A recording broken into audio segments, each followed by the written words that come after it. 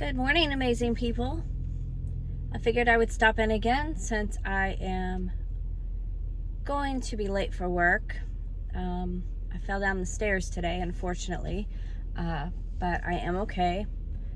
So today, I guess the world is going to end. According to all the media and the news and all the stories out there, the world is going to end today, one way or another, depending on who you ask. Either there's going to be an EMP because the forces that be are going to take advantage of the eclipse, or you have the false prophets out there saying that Jesus is coming back today, which is definitely not biblically sound. I always tell you guys, confirm things with the Bible when it comes to prophecy. If it's not in there, it's not true. However, I want to tell you all, a lot of you are afraid because of your local cities or counties or states or whatever declaring, state of emergencies and so forth, and they're telling you get gas and get food and so forth. And a lot of people are saying it's because it's going to be a breakdown situation. And I don't think that's true at all. I honestly think this is going to be a day like any other. And the reason I say that is because if you think about it, this eclipse is not going to be seen in the same way across the United States or across the world for that matter. For instance, here in Charleston, it's only going to be 70% covered, so we are not going to get total darkness. I know they're saying, some of them are out there saying that this is going to be the 3 days of darkness, and it's just not true, because the whole United States is not going to be dark. The whole world is not going to be dark.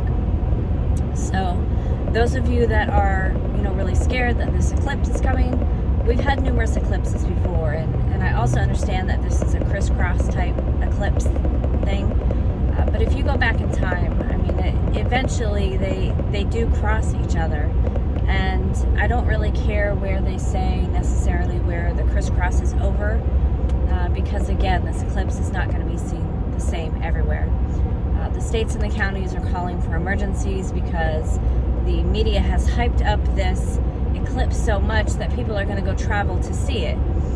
So that is going to cause major congestion. Your stores and your gas stations and so forth, they usually only have enough gas or food for who is in their area. But they're going to have so many major tourists taking up a lot of those supplies. And we're already somewhat short on supplies in some places due to multiple reasons. So, excuse me, guys. Don't fret about this eclipse.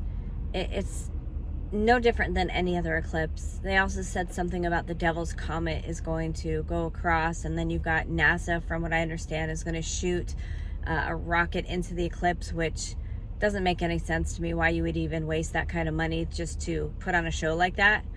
And they say they're going to measure the magnetic pole, but I'm pretty sure that you could probably do that just by watching the oceans and the earthquakes.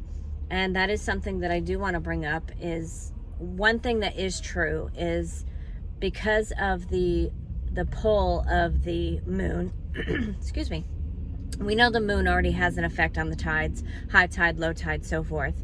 Well, now you're going to have a combination of the sun's pull and the moon's pull, and it is going to cause some earthquakes. It is probably going to cause some higher tides out there. So just be aware. We usually prep for a reason, guys. This is no different than your winter storms or your tornadoes or your droughts that are out there. We prepare for them. So don't worry about it. Just enjoy it. Don't look straight at the sun, of course. You're not supposed to do that. But just enjoy the day. Excuse me, you guys. I'm so sorry. I've got allergies. It's pollen season here. Just enjoy your day. Don't fret. Don't be scared. This is also, if you think about it, with all the media hype around it, it has caused people to migrate to different areas to see it because of the media. So it kind of makes me wonder if this was also a way for them to see if the media could still control where the masses go. So just think about that. whichever way the masses are going, you definitely want to go the opposite way. We've talked about that before with possible active shooters or with improvised explosive devices. If they go out in public places, you don't want to follow the masses. Find your own way. So set yourself apart from everybody else.